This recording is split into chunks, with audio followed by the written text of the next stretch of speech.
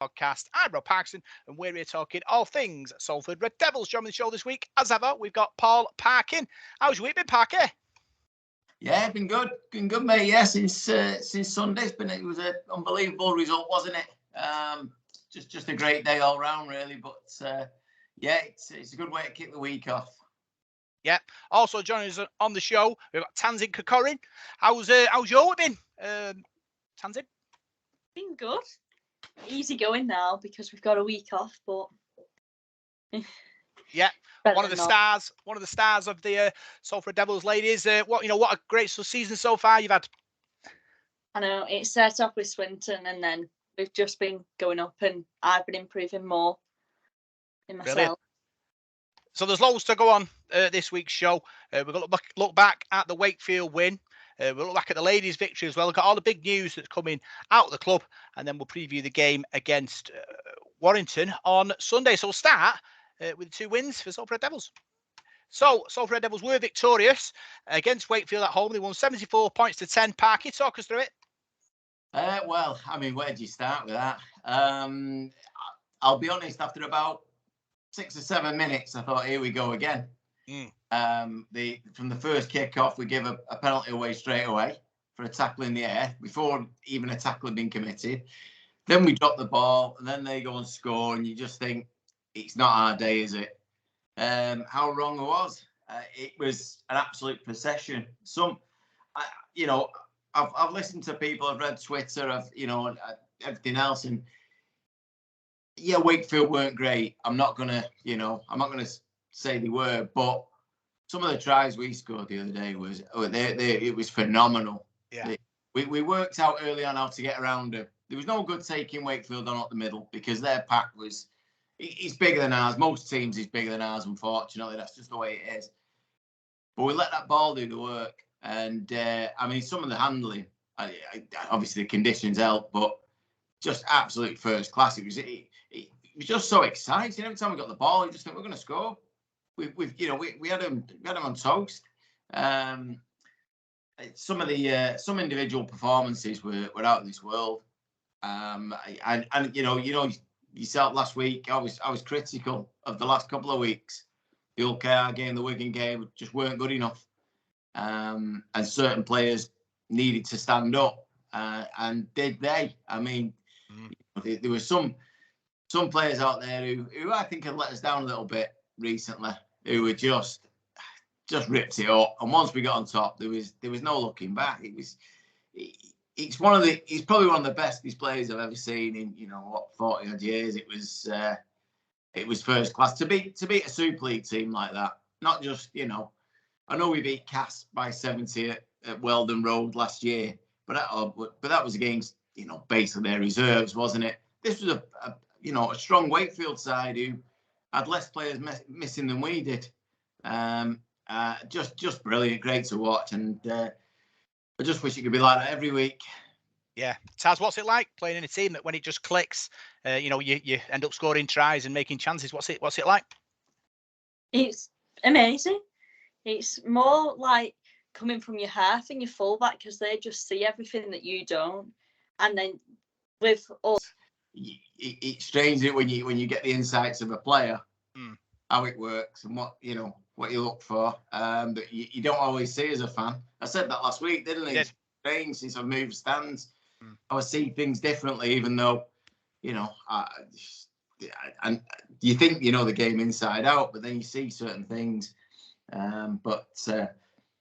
Just going back to Sunday, the one thing before the game that worried me was Wakefield's pack. I knew we've said it all along. Our backline will score tries against anyone. If you get position on the field, but we have to set that. We have to be dominant. And our forwards on Sunday were first class. Absolutely, every single one of them. We made good meters, but it looked like we bullied Wakefield and put them on the back foot. And then the outside backs have all the joy. They had all the freedom.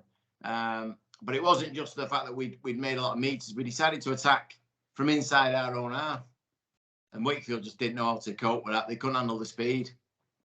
Yeah, we talk about the Paul Rowley way, playing what you see, and I saw that. I thought, like you said, couple down the middle, suck the defence in, and then we've got sort of real danger on the backs on the outside, Taz. And the Paul rally where sometimes it works, sometimes it doesn't, and it certainly worked Sunday.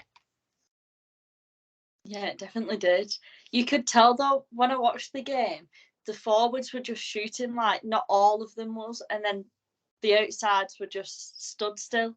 And if you stood still against like the wingers, like Joe Burgess and Ken CEO, when he gets the ball, they're gone. There's not a chance. Yeah, so much pace and so much power on that outside, and creativity at Parky. I thought, Ryan Briley, Brodie Croft, Mark Sneed attacking the line, committing defenders. Wakefield's edges just are all at sea for most of the game. I think that's the triangle that we've looked for all year, isn't it? It's the thing that obviously Paul Rowley knew what he wanted. He knew he needed a scrum half. He went out and got Mark Sneed. He's always been a massive fan of Ryan, so he knows what he gets. But for me, Brodie Croft, I mean, every week he just gets better and better. Again, said when we signed him, I was shocked that we'd signed him because of the player that I'd seen in Australia, that I knew what he could achieve, and at 24 or whatever, he still had a massive future ahead of him. And that on Sunday was a masterclass. Absolutely brilliant. Every time he took them on, you could see they were terrified. They didn't know whether he was going to step, just drop his shoulder and go, or just offload the ball. But every time he did, there was always somebody there, on either side. But certainly on his right hand side with Cal Watkins, Dion Cross, and then Kenny Seo, just made it look easy every time they got the ball. But yeah, I think that them three as a pivot were brilliant. Obviously, I mean, Ryan gets 2 tries out of it. Brodie gets his first for us. And I've got to say, I think it's probably Mark Sneed's best game in a Salford shirt since his return. He has had a couple of decent games this year, but his kicking game was on point. But he took the line on. And again, another player they just couldn't handle. And when he did take the line on, I think it surprised Wakefield a bit, because he used to him just tipping the ball on and, being involved, but sort of getting us around the park. That's more his job. But he was so much involved, and I think it caught Wakefield out a little bit.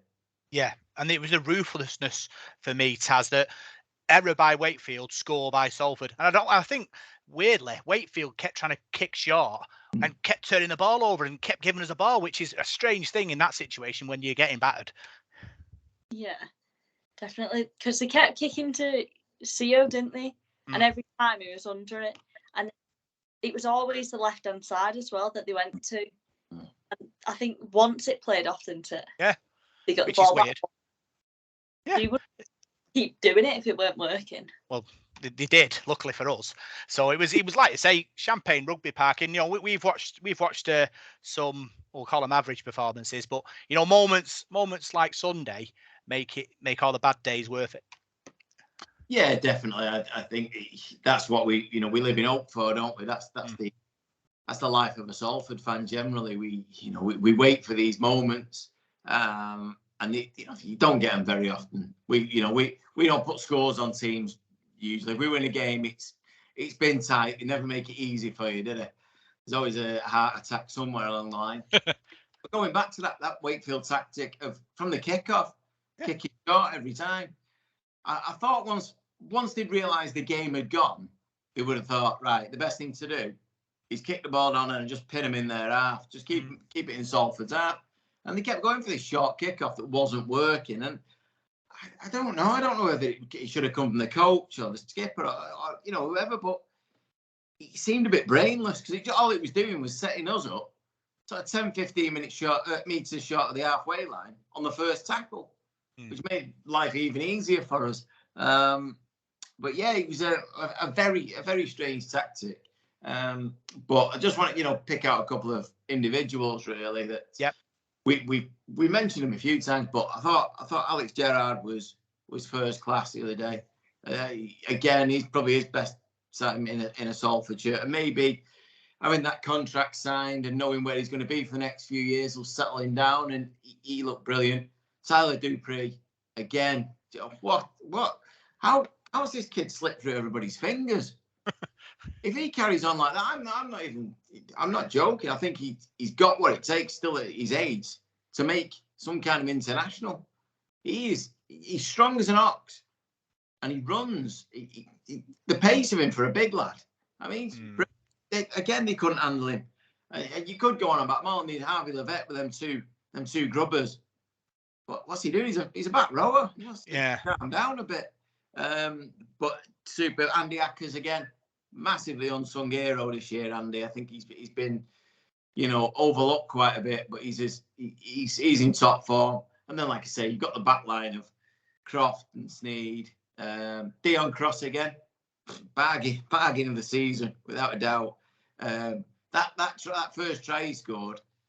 It was one of them things that you see St. Helens do, or somebody like that. Salford don't score tries like that. He just ghosted through, and the Wakefield players were looking at each other, going, "What's just happened? How have they got over?"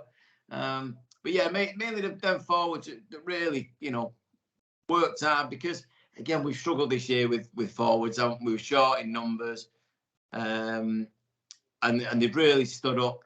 And but them two, Gerrard and Dupree, were superb, and Watkins again.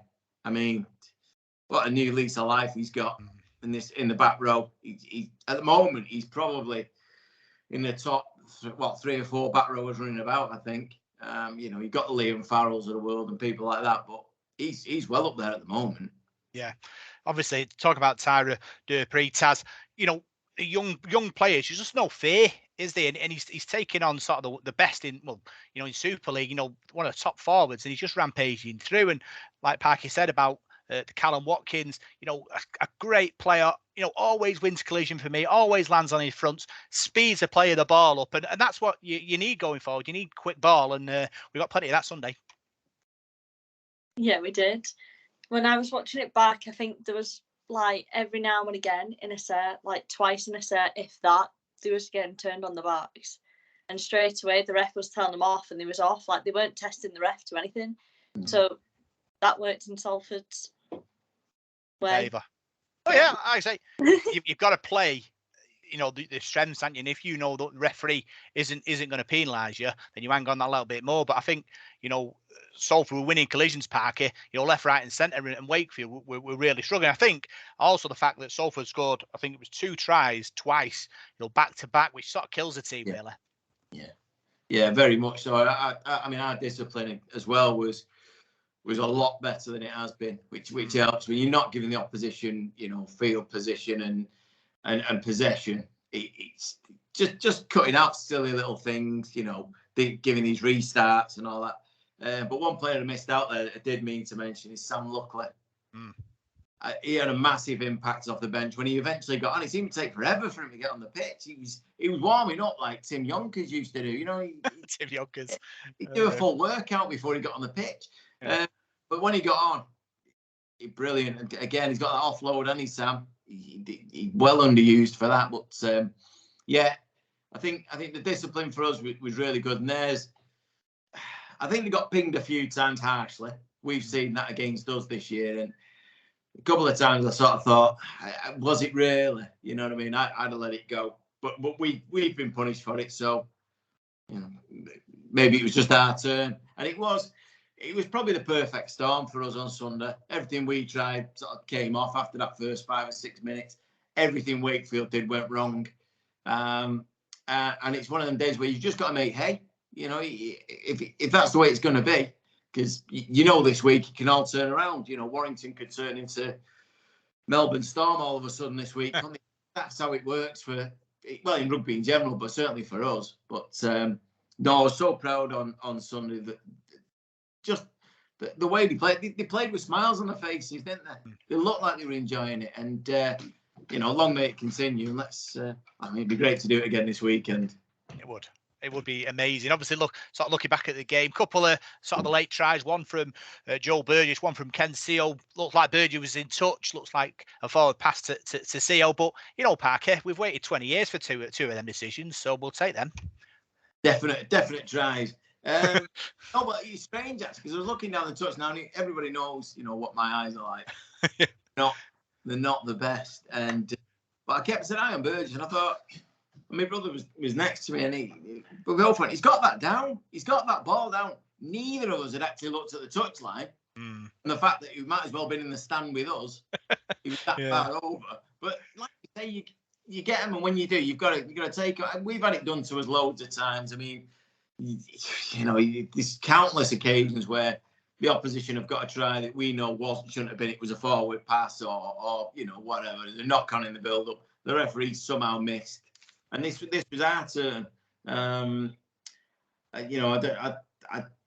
trying to think of one now from this season. There was one this year. It was definitely a no try. The referee gave, and it was like, what? Yeah. So we've got ours. Maybe sadly we've got them both in the same game, and we won't get another one. But no, it's a bit of luck, And let's be honest, it didn't make a difference to the result. They were. Especially Joe's. I mean, at the end there, it didn't matter. The only thing was we got a bit close to 80 points, and could have. We went through again, didn't we? Near the end, and forward pass just pulled us back. But no, it is what it is, and as much as I feel for Wakey in that way, it happens to us all the time. Yeah, Paul, win then, and we can use that as momentum for the playoff run. Yeah, because when they had momentum in that game, it didn't stop. Like when they came back from the first half, normally it takes you a bit to get going again, but they just went straight at it. Yeah. Like, first set and they scored again. It's like, oh. That's it. It's like I say, it's all about momentum, Parky, and obviously, he talks about the Warrington game and how it's a crossroad game for both us and them, because obviously, the winner can kick on and look for that playoff spot. Well, that's the thing I said last week about the playoffs, and I said I wasn't, I wasn't looking at them now. I think our problem has been all season just being too inconsistent. Win one or two really well, and then lose 2 games on the bounce, 3 games on the bounce. It's not going to work, and that's what Joe's obviously saying there about this momentum. We've got to keep it going. Once you've got on a bounce like that, if we can get through this, get 2 points this week. I think we've got after that is it Huddersfield. Yeah. And at Magic, then Toulouse. You don't know it, and that's what we need if we're going to try and make the playoff. But I think for now, I'm just happy that that win was a massive win.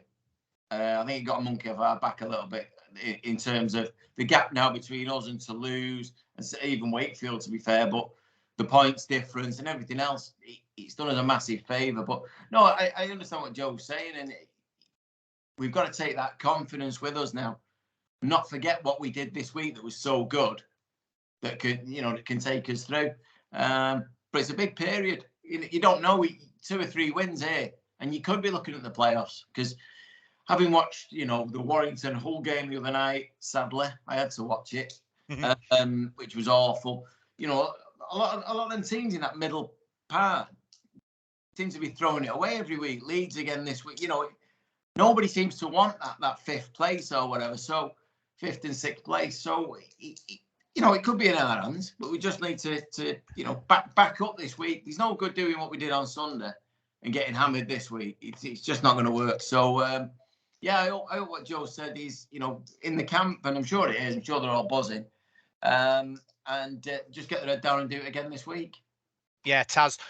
Ryan Briley said it's all about keeping that mentality fresh and sort of pushing for that playoff spot. And he talked about sort of how the attack is going and keeping the momentum going into the next few games. If they keep that mindset though, then they've set an aim in place. So that's the main goal then. And even if they lose by a couple of points, even if they've done what they've set to do, they'll even feel better going on to the next game after that, because then they know that they've got they're doing stuff right to be able to keep on going. And that's the important thing, Park. It's about momentum in this time of the season. Like you said, teams around us are all dropping points. So if we pick up the points, the gap will close and we'll pass them. And that's the important thing when you're chasing a playoff spot. It's beating the teams around you. Yeah, I think this week's a big thing. I know Warrington seem to be signing every player under the sun at the moment going into this week. But if we can go away there and get a win, that's another massive boost to us, because one of the things we don't do a lot is win away from home. We can win home games quite a bit. We do okay at home, but we just don't seem to have that bit of luck away from home. And that could be another thing then. Another sort of barrier broken down, that we've been to one of the so-called big boys, if you like, and took the points. We were unlucky at Saints. We were unlucky at Wigan. We've got close. Even Wakefield early in the season, we got close to them and just missed out. It's just getting over that barrier. And this week it now is a chance to sort of break through that and show that we've got the mettle. We go back to back week after week, even with 18, 19 fit players, whatever it is. But we've got, like you say, and it's that word again, it's that momentum we need. And if we get through that, then who knows where we can be. Yeah, this is yeah, definitely, because if they've not been winning as well, and if they've lost from Wakefield once, you'd expect it to be a close game or another loss. So especially with the point difference, it's massive. It is. I was watching it. Yeah, it was, like I say, it was a blowout scoreline, Park, and obviously, one of the main reasons for that was Brodie Croft. He was took off with sort of 20 minutes to go, and Paul Rowley spoke about the emotion of him getting a sort of a standing ovation after his sort of international weekend and his fantastic game against Wakefield. It really kind of touched him, I think. Oh, I mean, he's smiling because obviously I sit just to the right of the dugout, if you like, and the smile on his face when he was coming off was that was a man who enjoyed what he did. Do you know what I mean? That's a man who loves his job. He came off the park with this grin on his face, and he was just.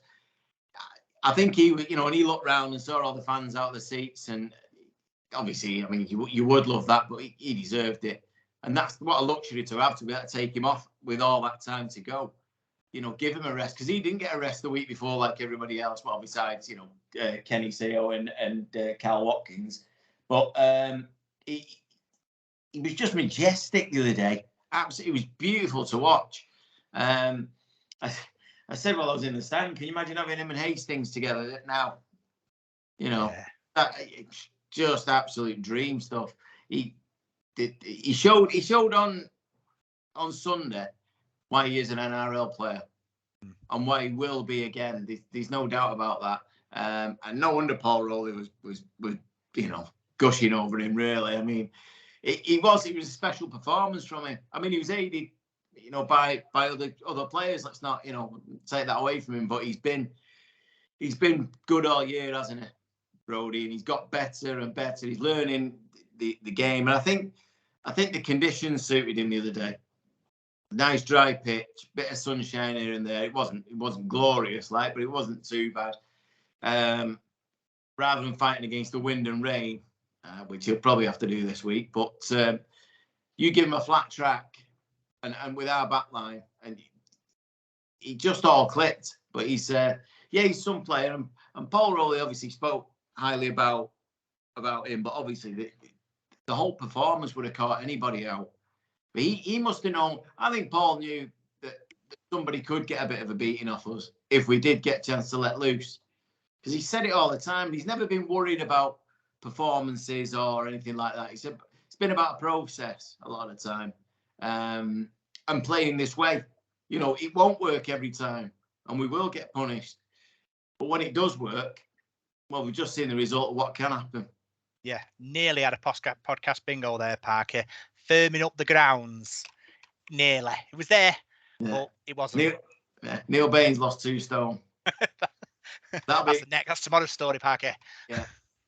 But, just all round, just brilliant to see. And I don't think there's the only sad thing from the day for me was the crowd. People really, really, I hope people listening to this now who didn't go or whatever, but you really need to get there. You really need to watch this. I mean, the style of rugby is brilliant to see, but the club really need us right now. It's very, very tough for the team. I mean, we're looking at this 19 fit players we had the other day. Obviously, we could have lost a couple this week, and suspension and that kind of thing. We can't bring anybody in. We can't. Hands are tied, and yet we all want to see the best of Salford and the best of what Paul Rowley's teams can produce. We need people to turn up. This lethargy of certain Salford, sections of Salford fans isn't good enough. We need people to get off the backsides and come down. If you can't come down, the next home game after last week, I think we're in mega trouble. That's that's my plea to anyone who's listening. If you've got a mate who doesn't go anymore or what, just drag them down. Just come and see us, because, like you say, we need it right now. We're fighting against a lot of odds, and it must be really tough for those higher up at the club who make these big key decisions. Looking forward to next year, trying to sign players, trying to keep players. It's a real stretch, and you watch that on Sunday and you think, well, how many were there, to see it? Wouldn't it have been great if it had been double that many? The amount we got against Wigan, brilliant. The atmosphere, the players deserve that, and the club deserve it for everything they're doing on and off the pitch. And it's just a little rant there, but that's my only disappointment from this weekend. Yeah, it's a frustration probably for the club, because obviously we've talked throughout the season, haven't we, about the initiatives they put on, and going to the schools and going to the local youth clubs and the armed forces, and we've kind of engaging out with people in the community to say come and watch us. And it's how you convert the fans or the people who are coming to watch that one sort of event, we'll call it, into a fan that comes 3 times a season off their own back, and then turns into a fan who might buy half a season ticket the season after, and then the season after buys a full season ticket. It's how you manage to kind of set them on the way on that process parking. And I think it's a sort of a difficult situation, because you're asking someone to go from day out to committed fan, and it's a bit of a journey for them as well as us. Yeah, I haven't got the answers. No. It's easy for us, we're addicts. It's what we do. We can't live without it. The winter months are awful, aren't they? But something's got to change. You know the interest's there. I know it's there. We know that people will turn up when we took 14,000 to Old Trafford. I mean, where are they? Where are they now? I think this week was a huge sort of indicate the amount of people who've stopped me in the last few days. What a win! People who don't go, what a great win! We must have played well. We must have played well. What's this we business? We just need people to get behind them. It's not just to support the team. It's the club. It's like you say, the ladies team now. What we speak about every week. It's brilliant. Absolutely brilliant. Absolute pride of what we do at the moment. The learning disability team, I went down to see them on Sunday. Everything that's going on, this money's got to come from somewhere. And the club need the help. They're doing everything they can. They're setting everything up. The players getting out to the amateur clubs now to go and pay visits. We just need a little bit back, I think. I think the club need a bit back. And I know it's not easy. It's not easy watching a team that gets beat more times than it wins. I accept that, but come and give us another chance. Come and see this, and keep playing like we did on Sunday, and I'm sure that, people will start rolling back in. Yeah, for me, Taz, it's just about being consistent. It's playoffs consistently for 3 to 5 seasons, because traditionally Salford have the ability to miss the playoffs every season. We've got there a couple of times, but people on the outside of our Salford Red Devils bubble only look at that league table, and if Salford are sort of 9th, 10th, 11th, they're thinking, But if you're in the playoffs consistently, year in, year out, and they're looking at that league table in the newspaper or on the TV, they'll be thinking, regardless whether Salford are playing well and who's playing for Salford, they'll think, I might go and watch Salford, because they're in the shout for a playoff spot. Yeah, I think that's the trouble now, isn't it? But even when a team loses, there's still good rugby within a loss. I think that's the more frustrating part, because no matter who you support, what team it is, you'll still have people turning up every week. Even the person at the bottom of the league, they'll still have consistent fans, and everyone needs to keep on doing it and not just go watch other teams or whatnot. Like, even if you support a different team, you can still go and watch someone else, because like you learn new things from watching different people, and especially of younger generation, if they go and watch different teams play, they'll learn a lot too.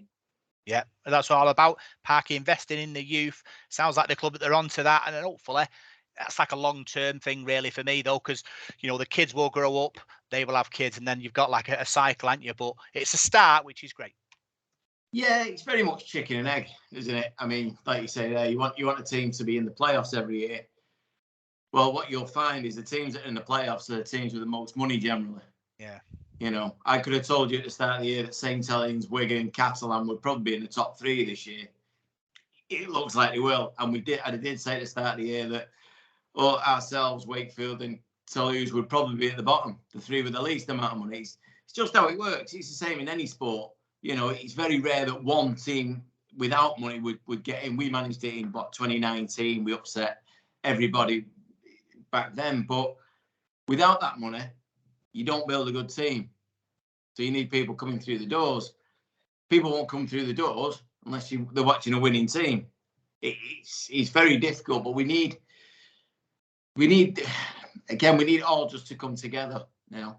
We might not win every week, but we can build, and we are building with everything that the club's doing.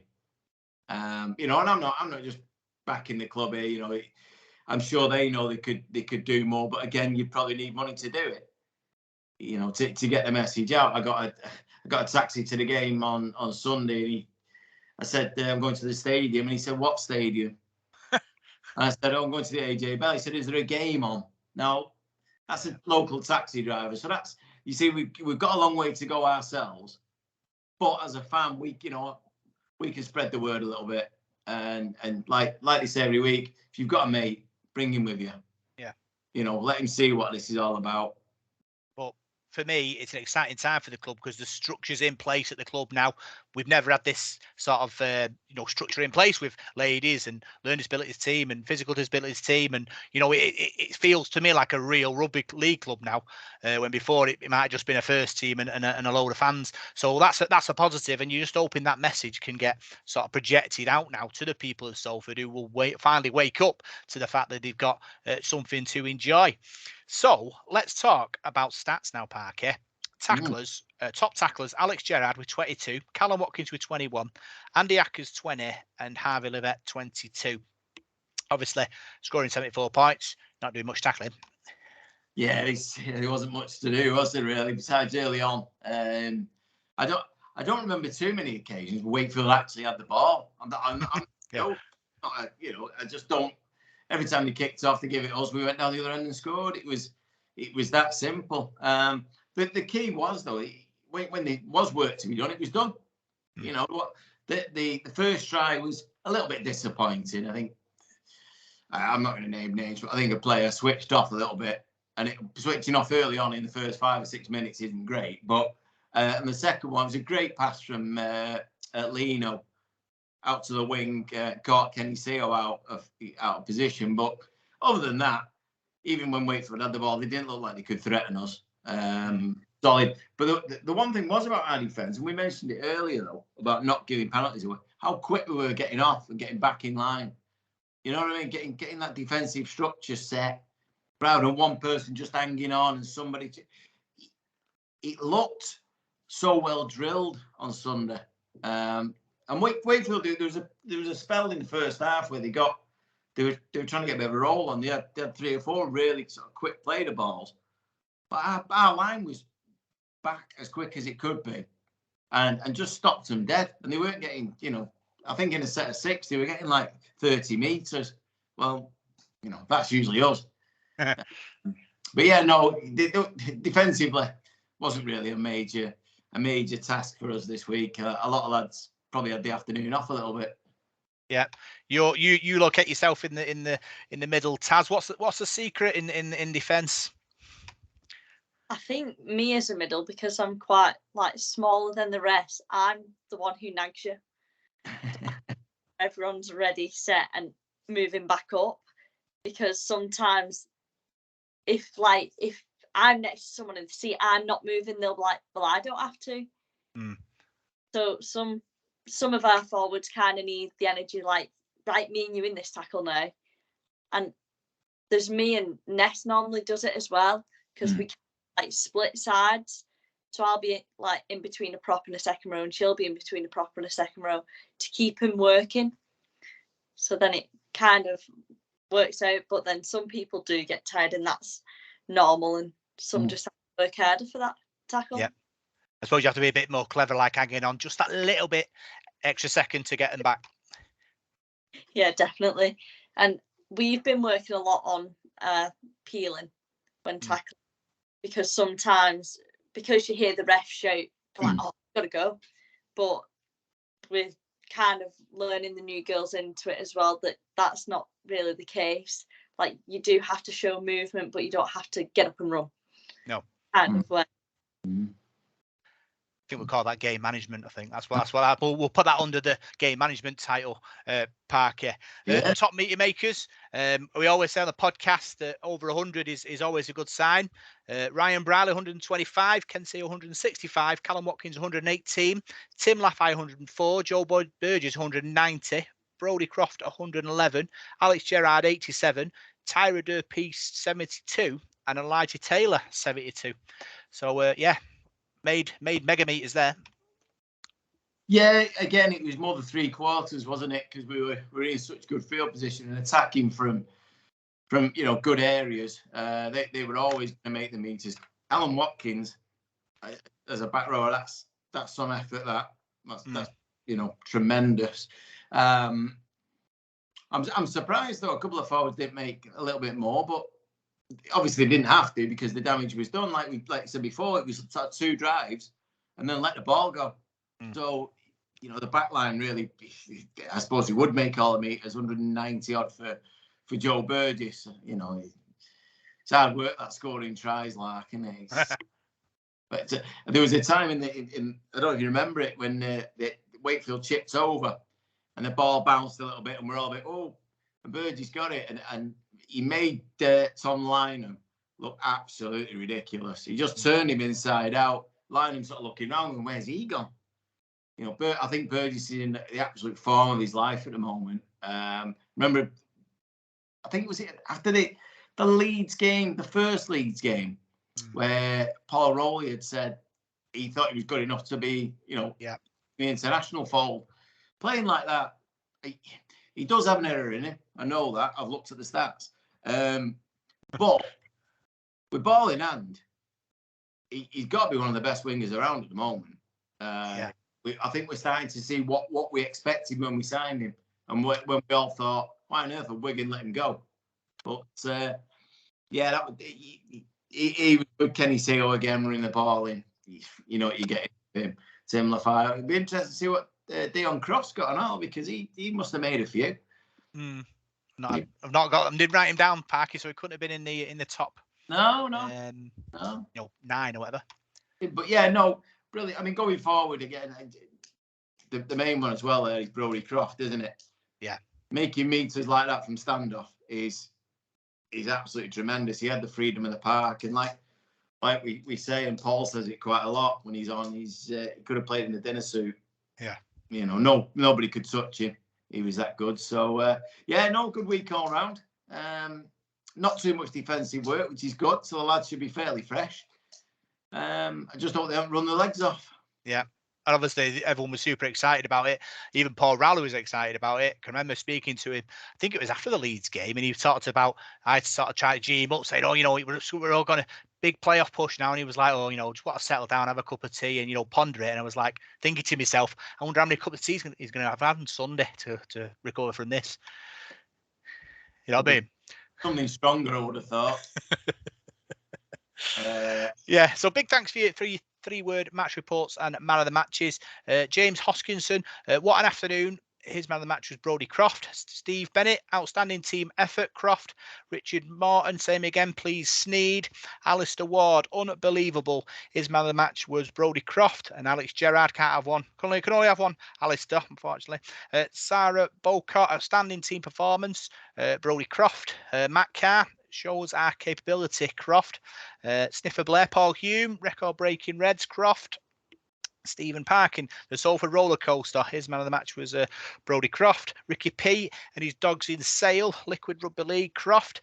David Deakin, the best, the very best. In his man of the match was all of them. Mark, fantastic display, Croft. Phil Roberts, oh my God, Brodie Croft. Colin Reynolds, wow, just wow, Brodie Croft. Richard Andrew, unbelievable. Jeff Croft, you said still in shock, Croft. Paul Carney, Champagne Rugby, Croft. So we can see a pattern approaching here, Taz. Definitely a pattern, that, isn't it? Mm. I think it's a parrot just going on. I think I just could just edit myself in just saying it. So that saves me doing it now. But it shows though, doesn't it? It only takes one player as well to like make rugby league. Like that one person on the pitch, which obviously was Croft. He started the show and ended it. Yeah. Les Keenan, absolute quality all round. Watkins, Simon Lee, full plan execution. Croft, OSF, fantastic performance. Croft, Chris and Janet Shenton, everything clicked. Burgess, KDL, not so silent assassin. That's 4. Croft, Christopher Sloan, Champagne Rugby League. Croft, Duncan, he missed it. He was at Glasgow, Parker. Well, it's not good enough, is it? Yeah, I'll keep myself quiet about that, I think. Yeah. No, what's interesting there though is obviously Crofty. We know he was man of the match. He was brilliant, but it wasn't like he was the only player that stood out. Do you know what I mean? The whole team were magnificent, and yet, if listening to that, you would think it was one of them. You know, nobody else bothered or whatever. Because we've had that before, where we've had a poor performance and only 1 or 2 players have stood out. This week, it was the complete opposite. You could have picked absolutely anybody. I mean, Birdie's got a mention there. Got an hat-trick. How many times you get an hat-trick and not get man of the match? Yeah. You know, I thought, like I say, Deon Cross, I thought Alex Gerrard and Tyler Dupree, and obviously Harvey Levette setting up a couple of tries. And it could have been absolutely anyone. And yet, Croft has obviously run away with it. And I think he's just extending his lead at the top of the Player of the Year poll right now by quite a bit. Ben Wheeler, very good response. Gerard, Heather Robinson, capitalise on mistakes. Croft. Simon Lee, he said he was capitalise on mistakes. Magician Croft. Andy Lancashire, sensational running rugby. Joe Burgess and Gary Wheel, Van Dabidoze, Croft. So yeah, fantastic team performance. One of the best in a long time. Record breaking Reds as well. Parker, biggest home win I think in Super League, and the biggest gap between us and them. Yeah, it's a strange one really, isn't it? Because when it was happening, it didn't seem to sink in with me at all. That this is something I've never seen. Because I remember for years, wasn't our record score ever something like 74 points for about. So we beat Gateshead by 100. I think it was that against Liverpool back in whatever it was in 30s or something. And 74 just seems to sort of stick out. But in Super League, the way it is now and the professionalism and everything else, it's so rare that something like that would happen. We all remember we've had a couple of actually dished one out. It was massive. I know, like I say, the Castleford game last year was different. Great, but to do that to a decent and confident Wakefield team is something else. And it's something I probably won't sink in for a while yet because we're in the middle of it. But I think I'll probably look back maybe at the end of the year and go, wow, that was something special. And who knows, one day tell the grandkids about, I've not got my own kids, but I'll have, find some. Put the middleman out, it'll be fine. So that was the chat about the men's win. We'll talk about the Learning Disability Rugby League Festival, Parky. You said you went down before the game. Sort of talk us through it. Well, I didn't I went down. I didn't catch it. It all finished by the time I got there. It was a bit, but I saw them all gathered together. Funny enough, I went over and spoke to Heather Robinson. I went over and spoke to her about it, and it seemed to go really well. But the one thing that I really took from it was when, because we were all outside on the hot dog vans outside, was all the teams that had taken part were all together. There was no groups going off anywhere or anything like that. And they all had, this big picture took together. But the atmosphere of it, it was so friendly and so relaxed. It made a massive. And I watched them for a bit. I watched them interact and how they were. And it's just such a delight to see. Like I say, I spoke to her, and she informed me that everything had gone really well, as you would expect, I suppose. But yeah, I mean, I got there I was going to be there earlier, but I got there just before 2 and it had all finished. I was a bit surprised. Thought it'd be about another half hour at least. But no, it was the atmosphere of it, and they're all there, and they're all kitted out in the gear, the Wigan lads and everything else. And it's just really good to see, and hopefully we can have more of that over the next, the next season maybe. These little festivals, but it was just like I say, it was that feeling of people with it just enjoying rugby, just enjoying playing and having a bit of fun.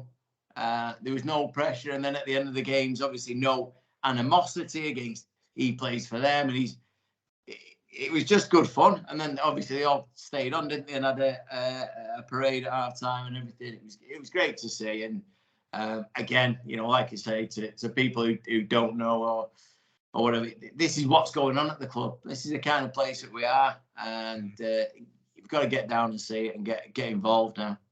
Yeah, I saw some footage on Twitter.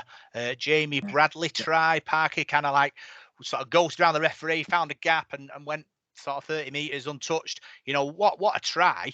He's not the first time he's done it as well. He did it at Wakefield away. He ghosted away from a Wakefield defence there. So he knows where the line is, this kid. Yeah, I saw that. I was really, really pleased with it. He's getting a bit of a reputation now, isn't he? Some of the other clubs might be coming in to swoop for it. Have that. No, it was a great try, like you say. I think you saw it in Leeds, didn't you? When he did go on there, and he's got a bit about him. Really has. But it's just great to see, because obviously he's not the competitive edge to it. It's not, it's about having fun and enjoying yourself and meeting and interacting, and what a benefit it is, to people who've been restricted from that. You've got to say, for so long, it's been no outlet for any of that, and not many sports do that. So, I'm just full of praise for those that are involved and giving up their time to get this off the ground, and long may it continue. Yeah, Taz, it's fantastic. Obviously, the LDRL team and the physical disability rugby league team, playing in the community, enjoying it, and that's what it's all about. Yeah, it is, and especially while they're enjoying it too. Like, it's an amazing atmosphere, isn't it? And people then around like Salford and stuff, they'll start hearing about it, and they'll be telling other people about it, and it'll just grow even further, which it should do, because it is something amazing that's happening. Yeah, I'm going to give him a big name shout out now.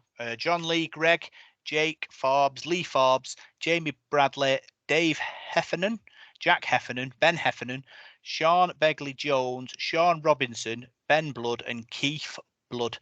We know John Lee, Greg, don't we, Parker? Known John a long time, yeah. His family and Sharon and Kath, and big, massive Salford fans, huge Salford fans. I don't think they miss at all, ever. No, I'm delighted John's involved. John Lee, brilliant. I believe he scored his debut, so that's good. But yeah, John Lee, I remember John being carried on at the Willows by the likes of David Young when he was mascot, and even back then, his family was such a big part of sort of their fixtures, and it's great to see him involved. Yeah, fantastic stuff. Obviously, keep going, and obviously we'll keep our eye on it, and we'll try and get down and watch the game. It sounds like a really good thing going on down there. So let's talk about the ladies now. Taz, exciting away win for yourself. You beat Widnes 22 points to 4. Talk us through it. Yeah, so it started off. I think they kicked to us. I think. Okay. Yeah. Right. No, I remember. It's fine. So we go. But yeah, it started off because they started with a lot of forwards. Like from the get-go, we knew straight away that it wasn't going to be easy for us, especially with still having people who's learning rugby league, who's come from union, and like they don't know the rules. Like they hardly know the basic rules, some of them. To actually go out against a team who's got a lot of forwards, who realistically a forward's job's catch a ball and run, tackle anyone running at you. So a lot of forwards find it easier, where our forwards aren't just given that role. Like we get told to play what we see, use your tip-ons, like anything that you see, we don't get punished for or anything. Like they'll say, keep your eyes up, see it, do it. So yeah, it was. I think our forwards needed it though, to be fair, because they had an outstanding game.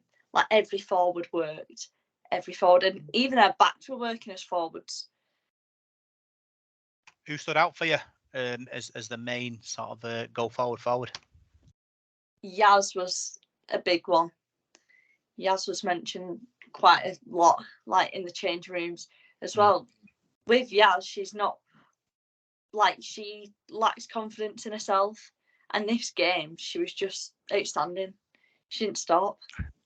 Yeah, because we've seen obviously a bit of footage, and we've seen she is a big forward, and she will take some stopping if she gets going. Yeah, definitely, because she's tall as well. So when she's running, one of her steps like 4 of mine. So I'm trying to stop her, and because she's tall as well, she can easily offload. So if you push with her, there's always that chance. Obviously, you've got some other forwards there. Megan Condolith, Hannah Wicks. You've got forwards who are just willing to grind. Obviously, you said that there's a few sort of like ladies who came from Widnes, and it was a bit of a grudge match. So it was got a bit tasty in that middle sort of section. Yeah, it definitely did. I think there's about 7 or 8 of us that's come from Widnes. Like it's a big handful, and I still speak to half the Widnes lot to this day. So. Right. Playing against mates, it is weird, and then some of them have different relationships with one another, and some just want to try and get in your head, so then they win, and we weren't letting none of it happen. We weren't letting it not. What's the banter been like since? Have you let them know? Yeah, so some of them, Widnes posted a video of the halfback tackling Ness. But they cropped it out when Ness offloaded and I got the ball and ran through him. Yeah, but there's been quite a few. Like, even though I've appreciated them for how they played, like some of them on that team, like they've been growing as well. But I've definitely improved from Widnes. Yeah. Like, I've been playing how I was if I was still there today. Yeah. 2 tries from Steph Gray, 1 from Serena Tamau, 1 from yourself. Talk us through your effort. Don't. Oh, go on. My first one. Well, we can talk about the disallowed one if you want. But I know you weren't very happy about it. No, I wasn't, because it should not have been disallowed. My actual try, the centre was getting quite worked up with Lobby, so I knew either she was shooting down on me to stop Lobby from scoring, or she was just aiming at Lobby all day. So I just picked it up, ran, and when I went to throw it, her hips turned, so I knew straight away I had her. Like, no matter what was going on, she didn't turn around quick enough to stop. And you just sailed through the gap and scored. Yeah. I bounced off the floor with how hard it was, but yeah. And that obviously a crucial score in the game as well. And obviously Demi Jones, who kicked 3 from 4 as well. Prolific with a boot again. Yeah, she always is. And on Sunday it was hard with the wind, but she knew straight away, like, if we got a penalty, she'd stop us and be like, the wind's going this way, I'll kick it. So we got more yards. So it's good having people like that, because if that was me, I'd be like, it's windy now. Like, I don't have a clue how to kick. So it's a good job we've got people who do, and who will actually speak up and say, I can make it. He's like probably going up to you, say, I can kick this from me, and you'll go, no, we've got momentum, go away. With forwards and how Widnes's forwards were working, we needed the extra yards, because we needed just a couple down the line to get us into good ball, so then we could play anything that we've seen. Yeah. Obviously, top of the table in the semi-final in 2 weeks. How far can this team go? I think a lot further, because we've still got people growing.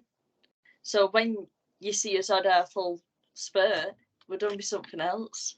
And especially if we keep with one another and like we work on each other and help each other, we'll bond as a team more than we are now. So then anything we do, we know the in and out of.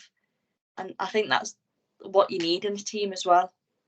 Yeah, fantastic result for the ladies. Parky obviously continuing that winning form. Confidence is growing ahead of that big semi-final in 2 weeks. Yeah, it's funny. We talked to Matty last week, wasn't we, about this game? Really, I asked him about Widnes. What do we know? And obviously, there's been a mass exodus of players because they've all come to us. Not much about. They seem like an unknown quantity, and then obviously turn up, and he said he had some like 8 forwards on the pitch at one point, and when you don't know your opposition, it's very dangerous. I know they had a great start to the season, had they? So it was obviously a tough place to go. It usually is, but yeah, I mean, it's just phenomenal, isn't it? The way it's going, the one glitch so far, which hopefully we can avenge when we have to. But yeah, just listening to Matty last week and everything he said about the way the girls are and the way they see their future, and the fact that it seems you all want more. You want, you're not settled with we're doing well, we're enjoying this, it's good. There's plans, it's what we're going to do. This is what we're going to do this week, but focusing on the future and on how far we can go. And obviously, the cup semi-final is going to be massive, but not getting carried away with the fact that you've got a semi-final because you had a league game to win before it to keep that momentum going. Everything just seems really professional about it. And, all the extra work that's being put in is obviously showing and coming through. And the only shame we've had, Rob, is that we haven't got to see enough of them. No. Because of, again, this week played away on a Sunday when the first team are playing at home, and hopefully, I think we've got a double header coming up, haven't we? Is it the Catalan game? So that'll be good to see, and hopefully we get a good turnout, because again on Sunday you'll have heard it, Rob, and when the score came through both at half time and at full time, the big cheer in the ground. Everyone's behind it, and Salford have just sent me a message about Warrington away. Oddly enough, that was a bit odd. Yeah, mithering me all the time. I'm going. No, but so the fans are invested now, aren't we? And I'm going to say it again. I say it every week. It's been the real success and the real sort of good news story for our club this year. Is the ladies team. How good it's been, and from that first game, how it's grown, but like I say, the actual professionalism of what's going on and how serious it is, and who knows, very soon we'll be a Super League team, and mixing it with the big girls, if you like. How does that make you feel, Taz? Obviously, Parky talks about the fans are all behind you. There's a positive vibe about the ladies' side in on social media and in real life. But do you get to feel that in the bubble? Yeah, definitely. It's like, I don't know, from coming from Widnes that has a stadium and everything, they don't support you. With Salford, like, we're the same level.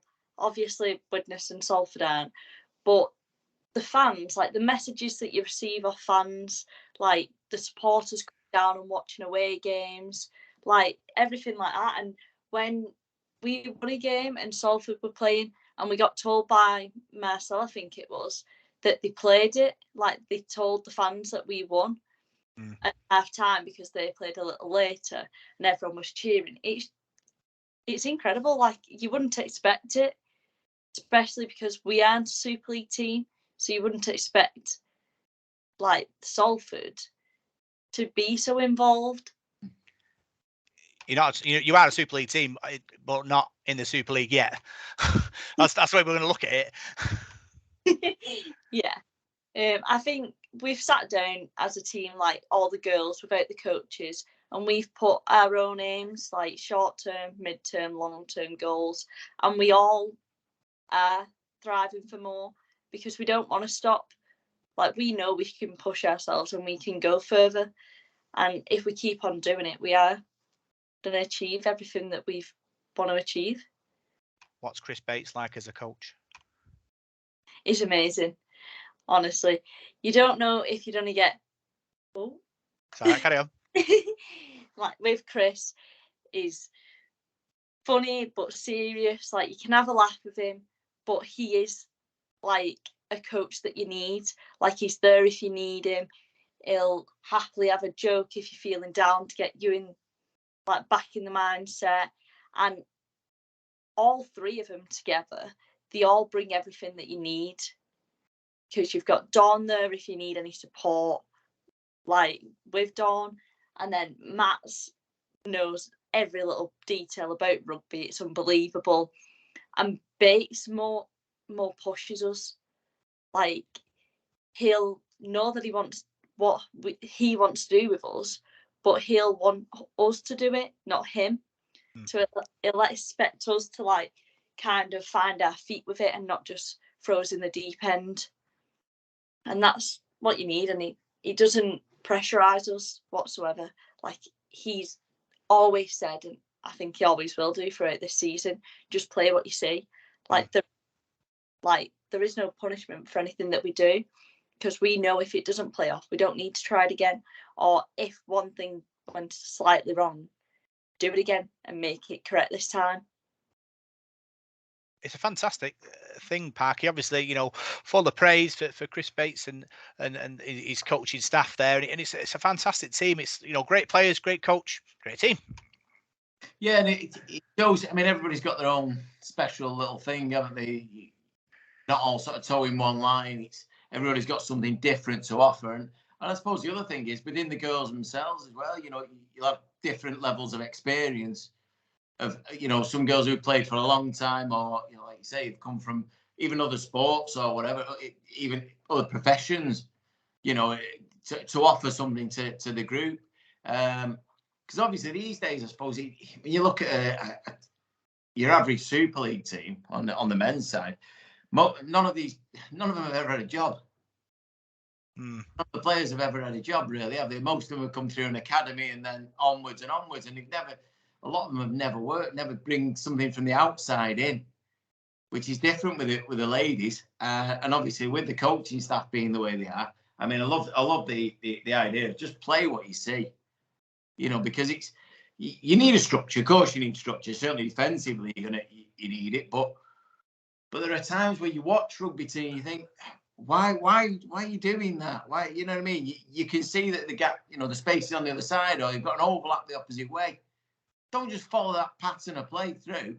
If you see it, go for it. And that's what, I mean, I must admit, I think the first team did it on Sunday. I think that's where we played and why we were so clinical.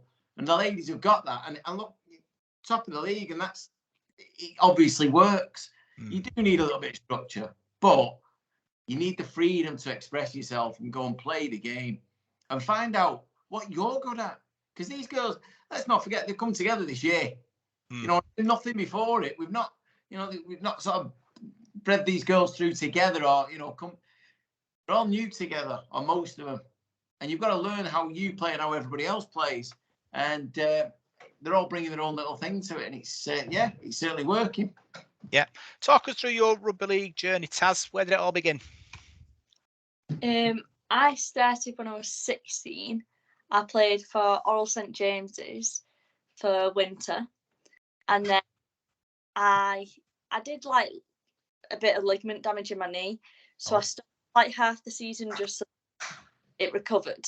And when I moved to Widnes, did the first half year there, and then I've only played one full season, like 1.5 full seasons at Widnes, and then this is my second full season playing rugby. Wow. So, a lot. And you've been getting rave reviews. Let's be honest, and it kind of shocks me that back. You played what, 2.5 seasons? Yeah, it's not much, is it? Really? No. Consider, because obviously the other thing is with a ladies' game, it's not, it's not a 14-team league or something crazy like that. You're only going to get to play so many games. So again, still learning, still developing, and that's the thing. You need to find out what you're good at, and obviously, like you say, you played at various positions, mainly because you've had to cover for people. But I mean, the hooking role itself is, it's easily the best role on the pitch, without a doubt. You're involved in everything all the time. You don't get time to sit back and relax, do you? So for you and your development, it's not a lot of time playing the game. So again, you're learning on the job, so to speak, and most of the girls are. So it's strange, isn't it? Because you just think people have always played it. You watch it, like you say, you watch the men's team, you think, well, that's all they've ever done. Someone probably played from under 10s, under 11s, right the way through.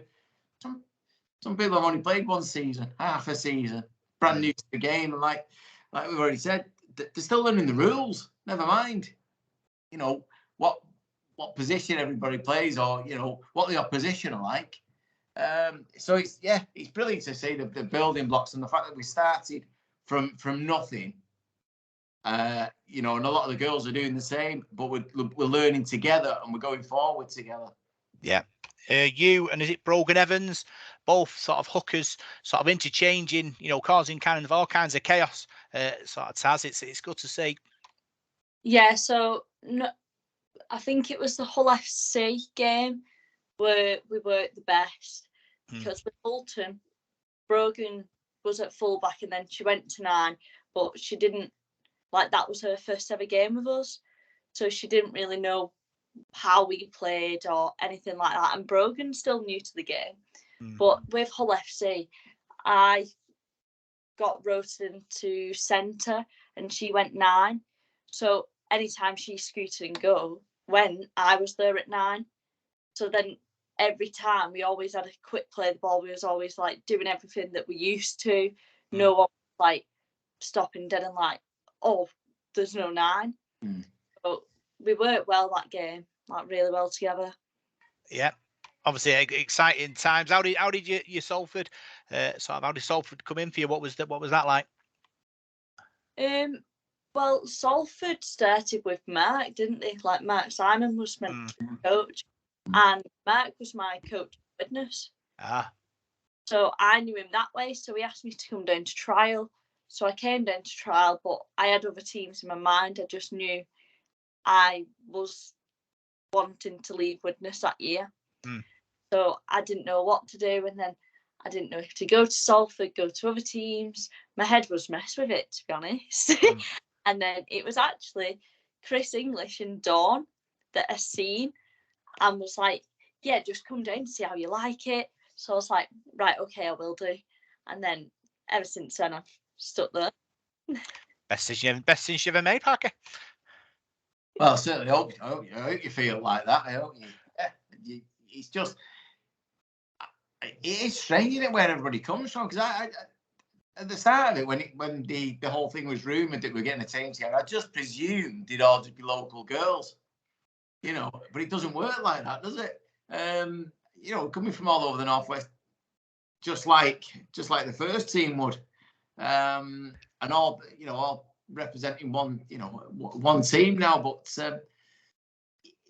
the other thing that you girls are doing now is you're setting a pathway for the future, for all the, you know, for the girls that are on the terraces now watching us, the young girls who are coming along, who now will see your success, see what you're doing, and want to take up the game, and hopefully, you know, go on and represent Salford. That's a massive thing, and I suppose in many ways a little bit of a pressure as well. But you know, these girls are going to look up to you guys and think, I want to do that now, because it's never been there before. It's another one of those things that we just never had, and not, you know, not something that girls have had a chance to do.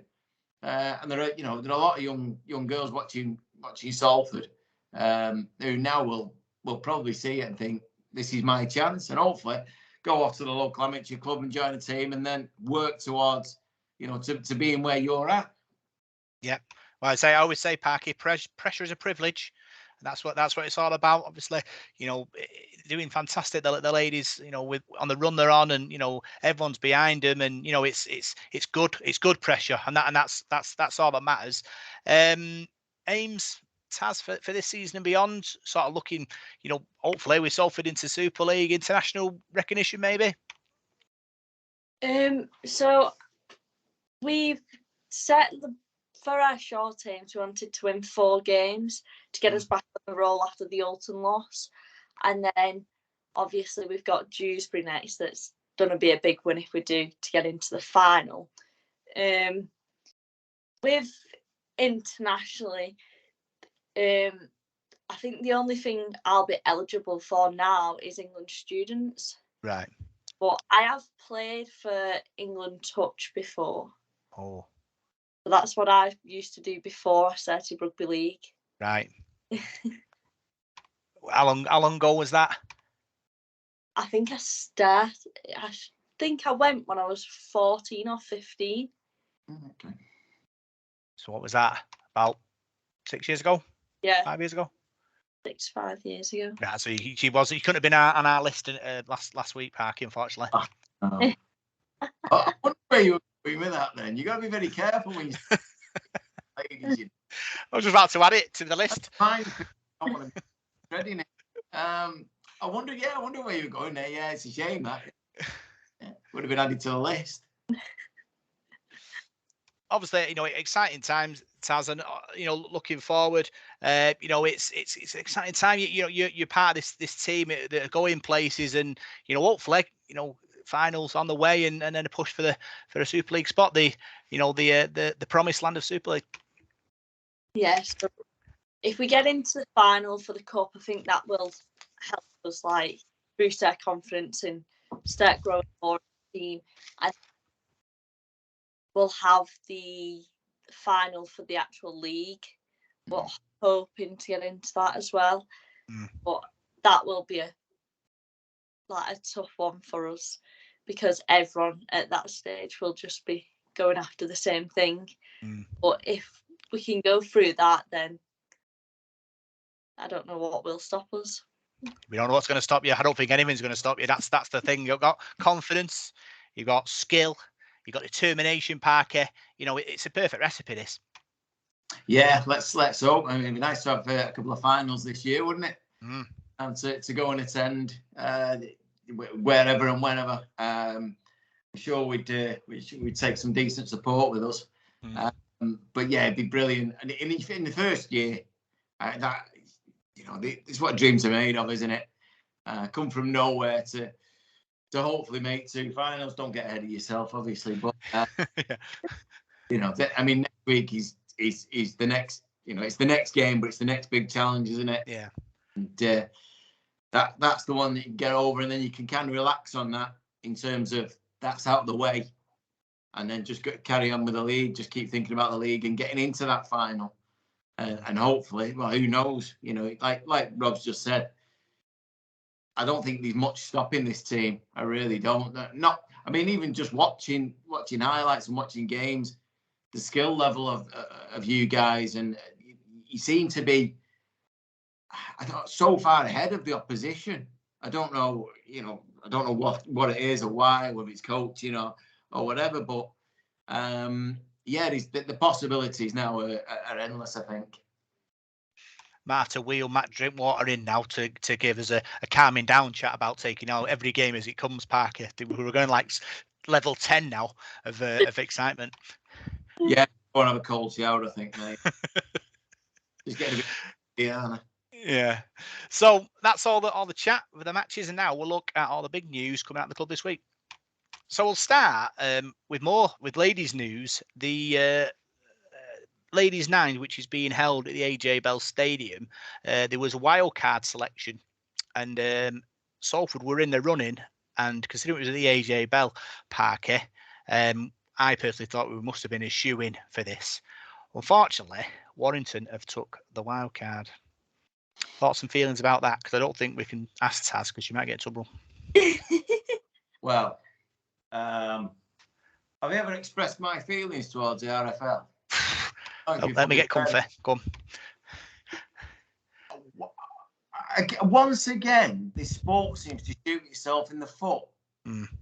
Why on earth would the host of the tournament not be selected for it? It makes no sense at all. If you want people to turn up to watch these events, the one thing you would have thought was, we've got to put Salford in. They've got to be in there. Because fans will come, to their stadium to watch it. Instead, they decide on one of our biggest rivals to take our spot. I can't get my head around what the thinking is. If it was at Warrington, yeah, fine, absolutely, put them in there. But it's at Salford, and the one team you leave out is Salford. I just don't. The people who make these decisions seriously need looking at. Because it's just another one of those head-scratching moments. I can't. I remember us talking about this weeks and weeks ago, and it just felt like we were nailed on. We were definitely going to be the team that they were going to select. It wouldn't have made any sense to put anybody else in. And then what happens? They put somebody else in. I honestly, beggars belief sometimes. Yeah, in the RFL's defence, Warrington only missed out on points difference for a sort of an automatic place. But we are the home team.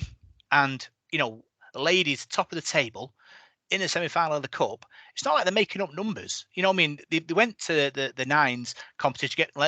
Tell me if I'm wrong, Taz, but I think you beat Huddersfield. I think you beat Warrington Lunas. I think you got turned over the last game. I can't remember who that was against. So they're competing. They're competing at the top level, and for them not to get a spot in this, obviously it's going to be a great occasion. Obviously, the best of the best in the women's game playing Nines, and we're going to urge people to get down and support the women's game, because it's important that the game grows and our club grows as well with it. But yeah, it was a disappointment. But we've got to swallow it and we've got to move on, Taz. Yeah, we beat Alton, Cass, and then Alton. That was it. Yeah, that was it. But we still beat a Super League team in that, and it weren't a close game. Like Lucy, our fullback, she sees space, she's going. She sees no fullback at the back, she's kicking, she's gone. There's no stopping her. And we still have like Alex as a winger, and Alex has pace on her. We have Steph and Lauren, both quick as well. Like, and no one on our team will turn around and go, no, don't do it.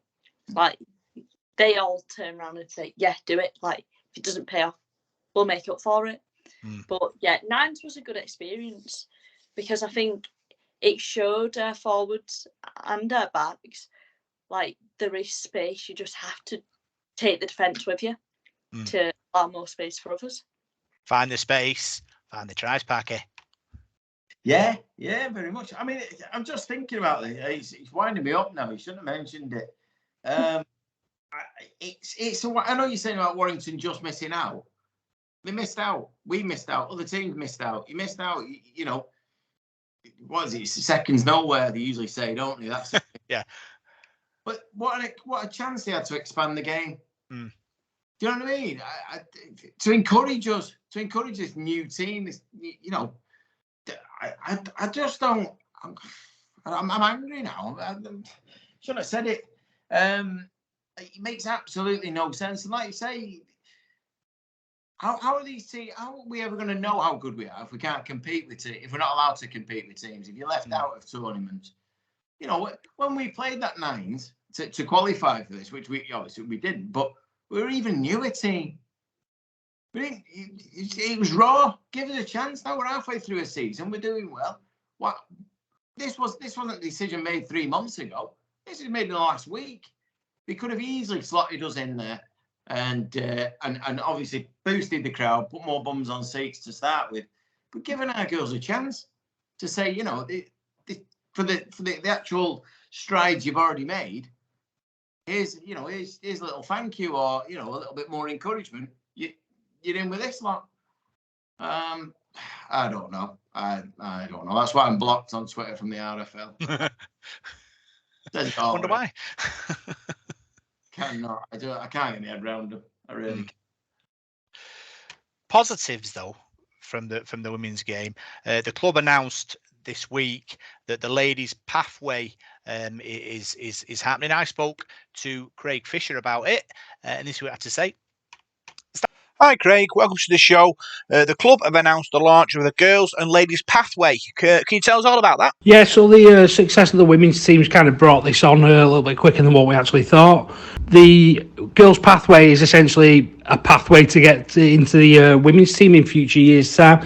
So basically what we've done is we've set up a partnership with Trafford Metrovic's rugby union team, and from that we're going to set up the first ever girls pathway for girls playing rugby league at ages under 12s, under 14s and under 16s. After they finish their under 16s, then we're going to keep an eye on things with the players and obviously try and bring them through to some sort of like a development academy through Eccles College, and then onto our women's team thereafter. Is there other clubs with this model for their ladies team? There are other clubs that do follow the similar sort of pathways. I mean, the Warrington Wolves have got something extremely similar to it, but I don't think they tie it in with the college, which we are planning to do. So once the girls go through the 16s pathway and finish that, they then go on to further education. We would try and signpost those girls to Eccles College, and then they'd then become part of our girls' development academy, essentially the same as what the boys have at Eccles College. You said you have got a link up with Trafford Metrovics. What's their ladies and girls section like? Are the girls potentially ready to take that step into our sort of first team in the next sort of 3 to 5 years, let's say? Yeah, so we have, like I say, we have teamed up with the Metrovics. The girls section's quite strong. They've got healthy numbers. It's just kind of being able to coax these girls into playing league during the summer, and you know, and still encouraging them to play union in the winter. You know, in terms of long-term aims with this program, it's you're looking at 3 to 5 years before I think the women's team kind of bear fruit with it. But I think it's something that if we can stick by it and we can really run with it and make it a massive success, then I think it'll be a very rewarding and fruitful relationship that we'll have. Yeah, consistency is key, and the link up with the Eccles College gives the ladies the education off the field, as well as obviously top class coaching on the field. It gives them a perfect start to the adult life in the community, doesn't it? That's it, exactly right. I mean, the college academy, the development academy itself, has been an absolute success story for the Salford Red Devils Foundation and also the Salford Red Devils Club. I think the work that Neil Blackburn, Danny Barton, Kev Rayner, and the rest of the foundation staff that have done to make the Development Academy the success that it is a real testament to them. I think if we can steer it in the right direction, with the right coaches for the girls' pathway, I think it'll be equally as successful. Like you say, we're not trying to just create great rugby league players. We're trying to create decent human beings and better people. And, you know, Danny, Neil, Kev, they do that quite successfully with the boys at the college. So that's the aim and the dream really for the girls' pathway. You and your team have had a wonderful 12 months with the launch of the ladies team, the PDRL team, the LDRL team, and now the ladies pathway, which will provide links to the community to play rugby league. Do you ever sort of sit back and just take it all in for a moment and see, think about what you've achieved? Most too busy. I do sit back and have a brew now and again, especially after Sunday with the LDSL playing at the AJ Bell for the first time. It was great. I actually managed to just sit back and have a think about what we've done, the foundation, myself, and obviously the volunteers as well, Lee, Heather. It's never been a box ticking exercise, and I think that's something that when I came here from Wakefield Trinity was something that I never wanted.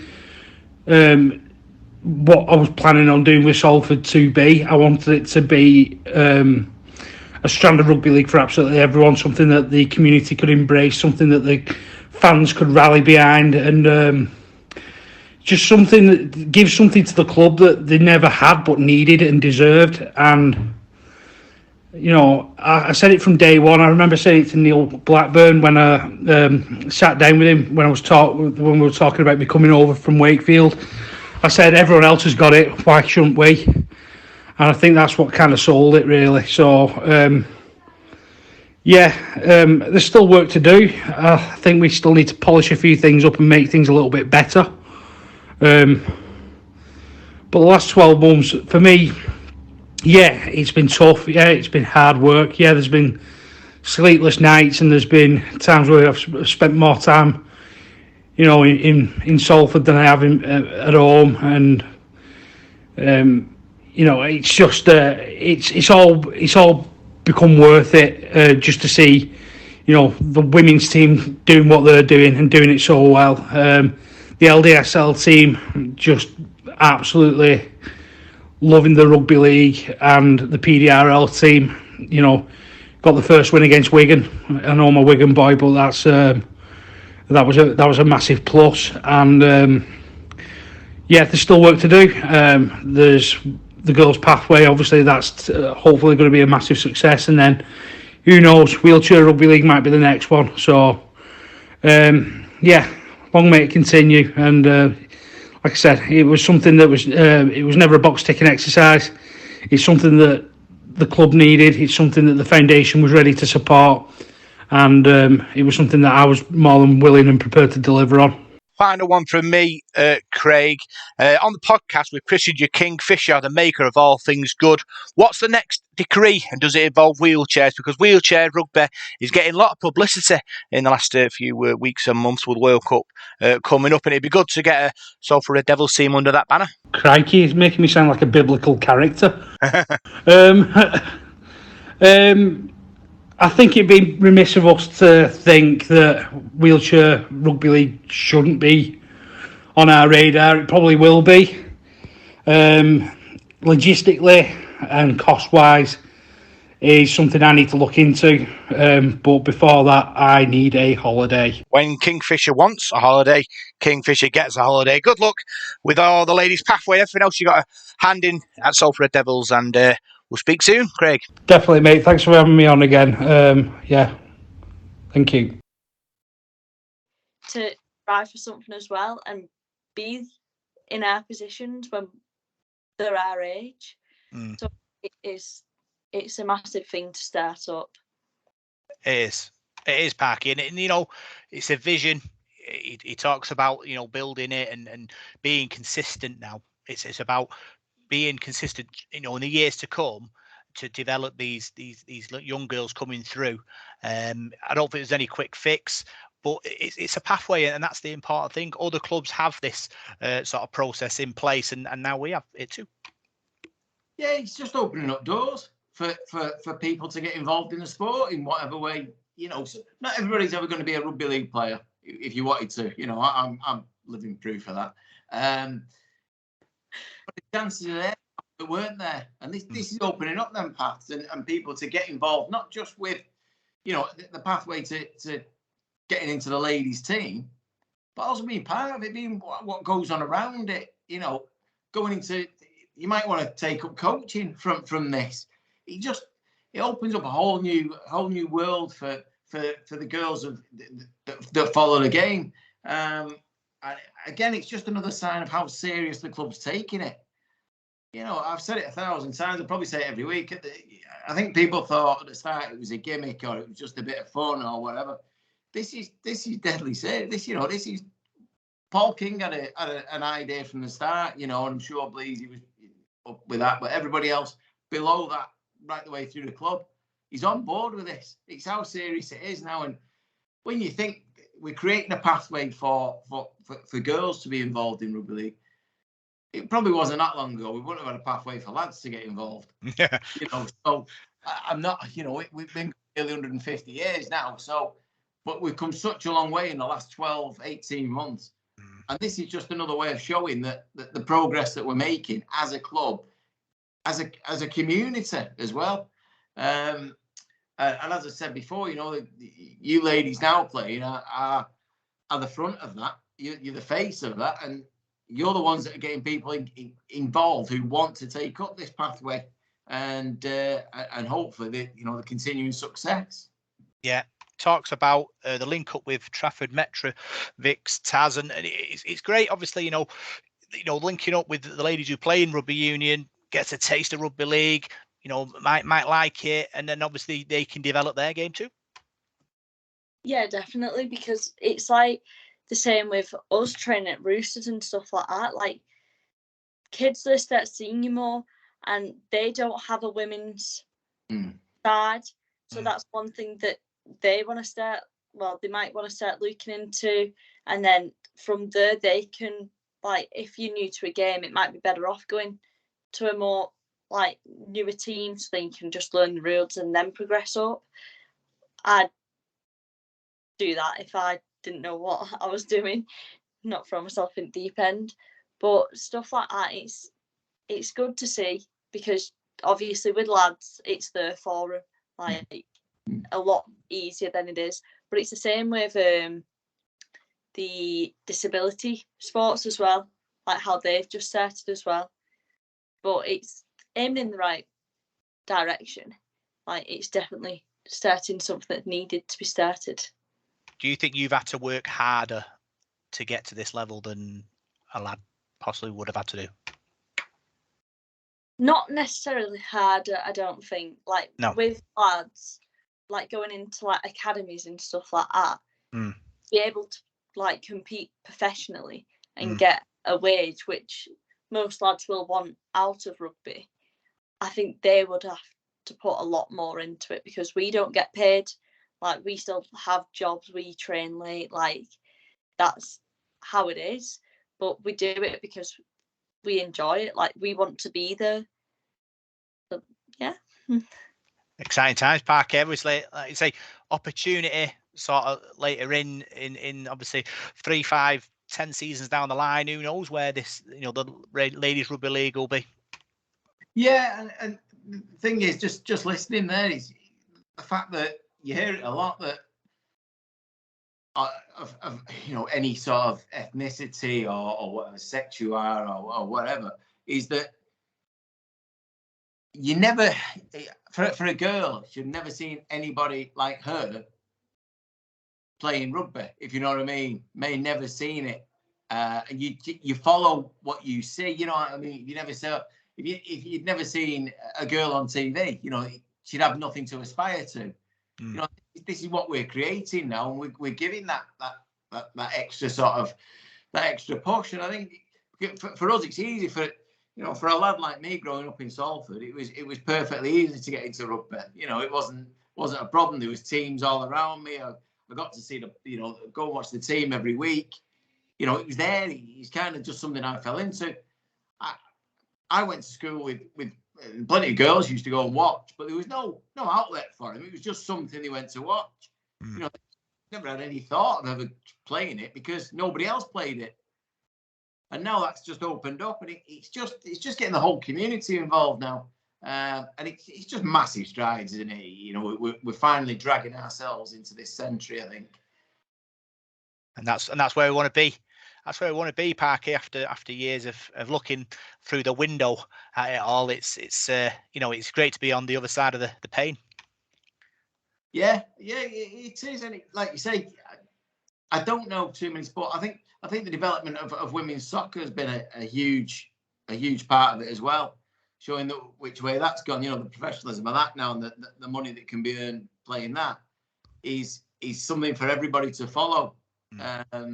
And now, like I say, I was just thinking earlier about, you know, Paul Whiteside and his girl Imogen. Yeah.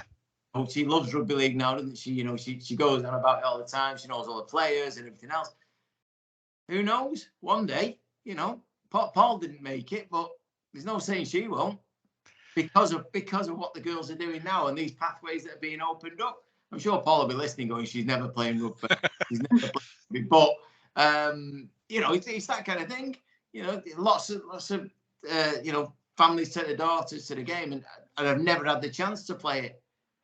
And that's there now, and you know, it's good to see. Why not? She doesn't make it on the field, Parker. She can make it onto here. Let's be honest, they talk more sense than I do. So, other news: Elijah Taylor banned for one game. Parker will be a loss for us. Obviously, works hard, tackles hard, captain. Disappointing. Obviously, he'll miss a Warrington game, but obviously, discipline. One of them. Yeah, I didn't see the incident. I didn't even know it happened. I didn't know it'd been reported for it or anything. I think the game certainly wasn't like that, was it? On Sunday, there was no flash points or anything really. No.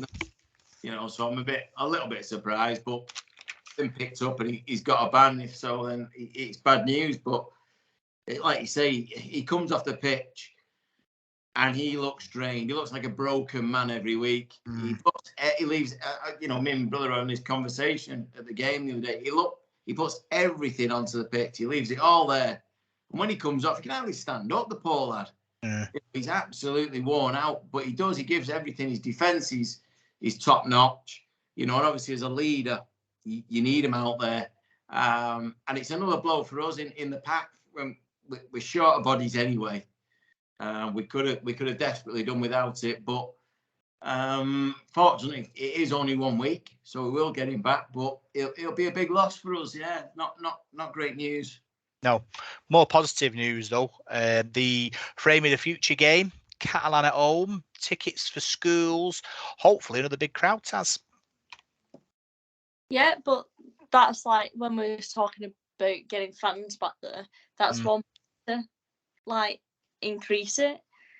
And I know like the schools around mine, because I live in Wigan, they get kind of the same treatment, or they'll get like a deduction taking the tickets and stuff like that, like when they join into the camps or stuff like that, because my mum's a manager at one of the amateur clubs, so she sorts it all. Right. So you might have to go and speak to the club and say, you know, this is what you got to do to turn, you know, free tickets into more consistent tickets. Yeah. Yeah. Well, it's a good idea, Parky. Obviously, you know, it's you know, it's proved to be a success, but you've got bigger crowds off the back of it. Hopefully another one against Catalan. Well, we can't fault the club, can we? We say No. it all the time, the effort they're putting in every 2 or 3 games now. We're having something, you know, to invite another section of the community in, and it is a case of how do you turn them free or discounted tickets into people paying full price. You know, how do you do? That's a big step, because as much as I've probably backed it in the past, free tickets don't generally work in the long term. It's a great taster, but people can get you a bit too used to it. So he's finding that fine line, but you've got to get people interested first. You've got to get them in there, and yeah, I mean the Catalan one's an ideal one because we know they're not bringing any support. You know, it's not great. I think we've already played them at home, haven't we? And we played Toulouse. So 3 times in one season, you're going to have teams bringing nobody to your ground. That's not great. So we need to do something. So why not? Let's try and fill it. Let's try and create an atmosphere. I mean, that one against was it Leeds was brilliant. You know, them kids. To be fair, I think they made the atmosphere. It was brilliant to see. And obviously, when you're winning, it's good as well. So yeah, no, again, can't fault the club. They can't do more than they're doing in that way. So we just got to hope that people take up, and then the kids go home and mile the hell out of the parents and say, "I want to go next week." Yeah. And you're coming with me. Yeah. Other news. Salford are running some special educational needs holiday camps from Eccles College. It's on the 3rd, the 10th, the 17th, and the 24th of August. Taz, it's great, obviously, engaging in the community and allowing these kids to have a really good summer. Yeah, it's opening a different variety of things as well. Again, into like they've gone from like having no women's team, no disability camps, all that, to now having a section of it all. So I think it is like very helpful, and the numbers in it will rise every time like it happens, because the word about it will go out, and then if the kids enjoy it, they'll bribe the mums and be like, I want to go again, and that's where it all comes from. So it's definitely something positive happening. Yeah, other things positives happening. Parky sponsor a try. The Supporters Trust sponsoring activity, we'll call it. Every time Salford score, you donate some money to the trust. Had a good day Sunday. Sure, they're absolutely raking it in. That was crazy. 13 tries. I mean, that's usually what 3-4 matches worth of tries, all in one game. Brilliant. You see, this is it. They're helping themselves in that way, the club. More money we've got to give. I mean, again, another section of the support do an amazing job. This fundraising, we said it last year, it was another 20-odd grand, wasn't it, that they give to the club, and try and better it every year if they can. And things like that are certainly going to help.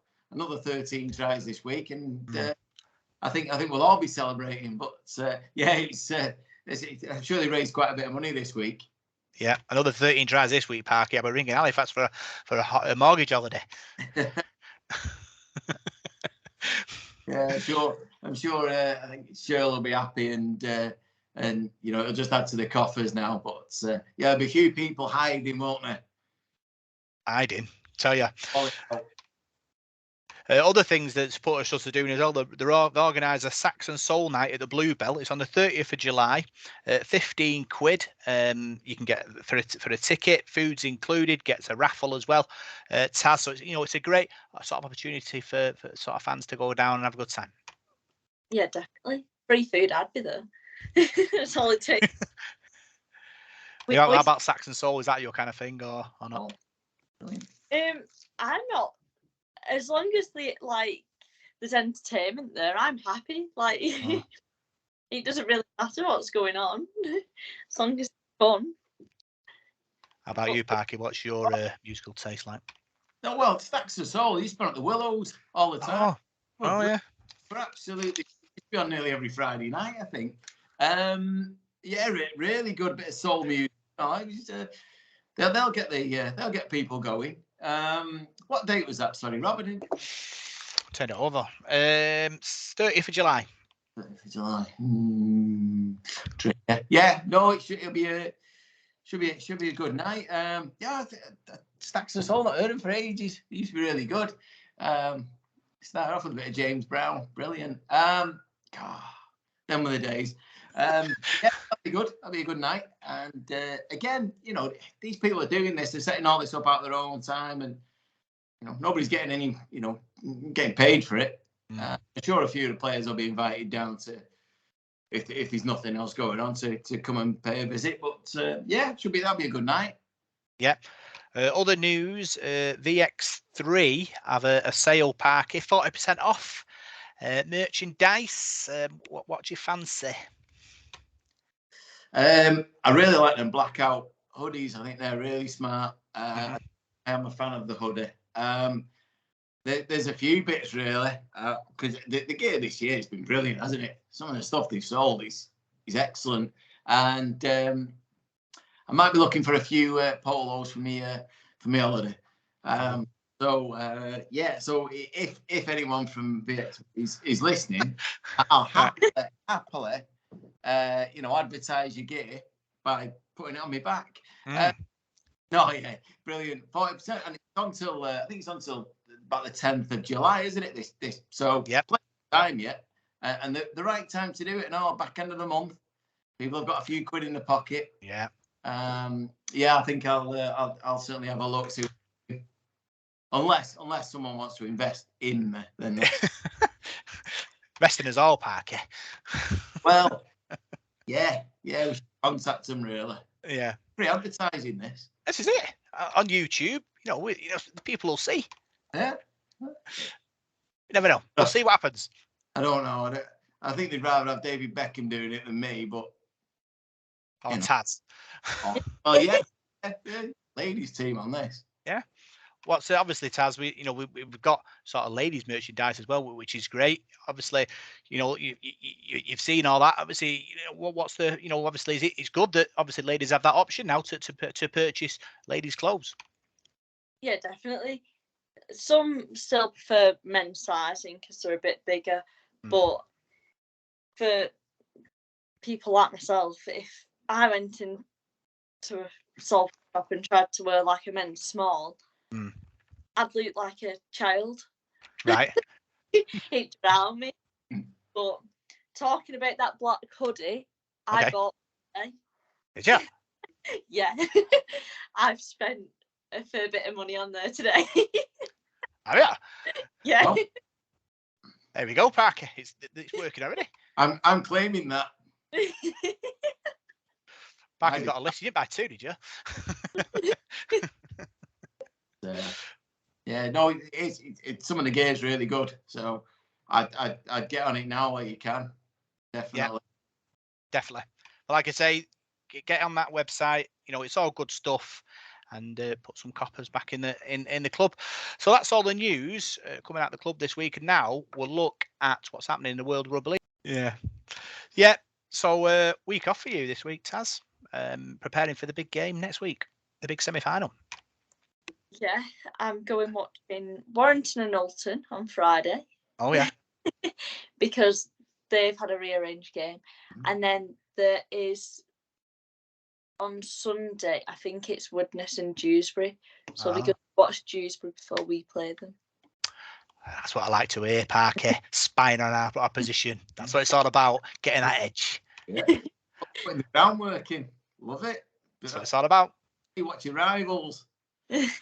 What you want to do when you go, you want to make sure they know you're there and have like a little pad and just be like writing little stuff on, like just getting the red. The semi-final. Where's it played? Taz? It is at our home. Well, not like Salford home. So it would either be Caddy's Head or Roosters. Wow. But I'm not sure which one yet. So we got an home tie, semi-final home game. I tell you, I've got even more confidence now. I thought we would have to go travel some random place we've never been, but home game, it's one foot in this final, Parker. Whoa. No, just checking that. I was just thinking about, making arrangements. But yeah, okay, good. We'll keep our eye out for that, and we'll be able to tell everybody in the next week or so what's where to be and what time. Let the people know. That's what it's all about. So yeah, big thanks for coming on, Taz. It's been great talking all things ladies rugby with you and Salford Red Devils. Thank you for having me. No problem. Another great show, Parker. It's been another long one, but I know who to blame. Taz. Never shut up once. all I was going to say was, I'm sure you won't agree. I love Paul to bits, but we had a bit of glamour this week, didn't we? So, we did. I'm sure he'll be back next week, though. I'm sure he will. We've missed him. So, yeah. No, brilliant. Great to chat. Yeah. Big thanks for tuning to this week's Devil in the Detail podcast. Abra Parkinson. You can find us on Facebook, Devil in the Detail SRD. You can find us on Twitter at DITDSRD. And you can find us on SoundCloud, iTunes, Radio Contact, Spotify, and YouTube. See you soon.